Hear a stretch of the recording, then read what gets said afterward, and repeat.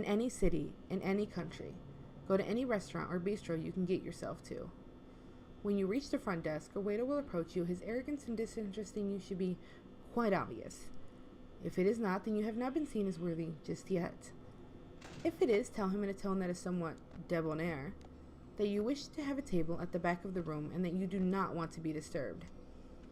The waiter will look you up and down and walk. His disrespect will be infuriating, but just stand still and watch him. Eventually, he will turn and click his fingers and point to a table. He will walk past you and you should thank him politely before you sit down. He will not reply, but not thanking him will incite within him great wrath. After a few minutes, the waiter will approach your table, this time looking very anxious. Beads of sweat will just be noticeable on his brow, and his eyes will keep looking towards the door. Follow his eyes and glance to the door as well, where you will see two plump men blocking the door, their arms folded. They will be staring at the waiter.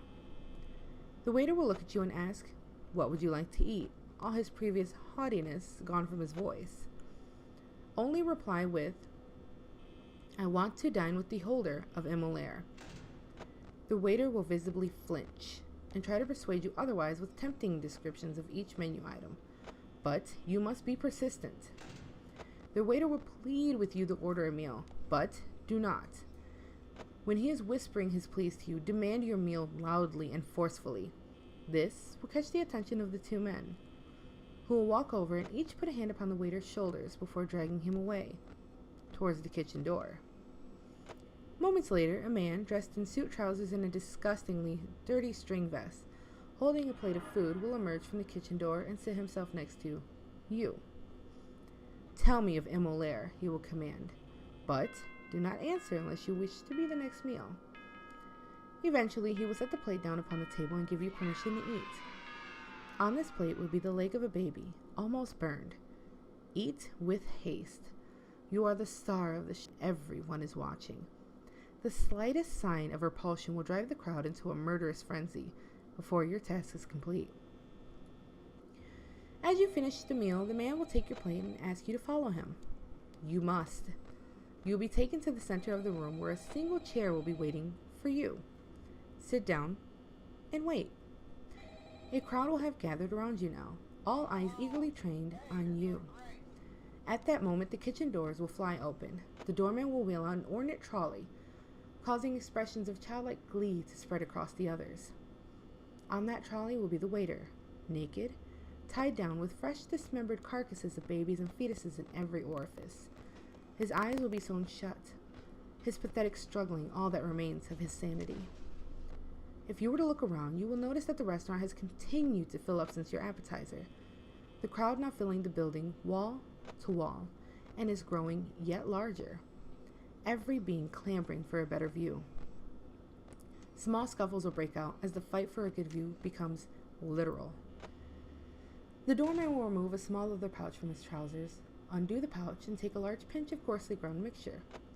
The crowd will fall silent at this action, and he will sprinkle the mix onto the waiter.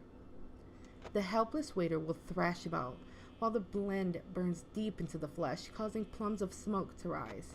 His screams nothing compared to the thunderous applause and rapturous shouts from the joy of the crowd.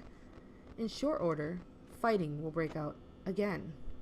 But this time, the crowd will be clamoring not to see, but to eat, rushing towards the helpless waiter to devour his still living flesh.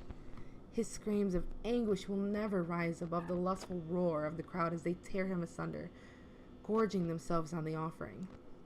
The feast will turn into an orgy. A writhing mass of naked bodies will plaster the floor, dripping in blood, the waiters and their own. An instant later, the crowd will fall silent as a deep slumber envelopes them. You will be asked by the doorman, "Was that to your liking?" "I want the Immolare," is all that you can say. If you want the Immolare, you must take it. The moment you declare your desire, the man will run at you. Do your best to avoid his teeth, for they are razor sharp, and all that is decayed and rotted among them will surely cause quite the infection. Finish him off in any way you can, or you will share the same fate as the other seekers, who you have witnessed devour the waiter. trapped and caring for naught but your next meal. Once you have defeated him, take the pouch and hold it above your head. The sleeping horde will stir. Empty the contents over yourself. The blend will burn you to your very soul. Searing pain will run through your body as the crowd will reach fever pitch. The excessive quantity of mixture will send them into a rage. They will tear each other apart to dine on you.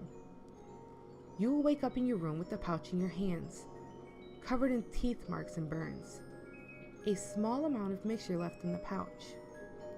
The mole of salsa is object 295 of 538.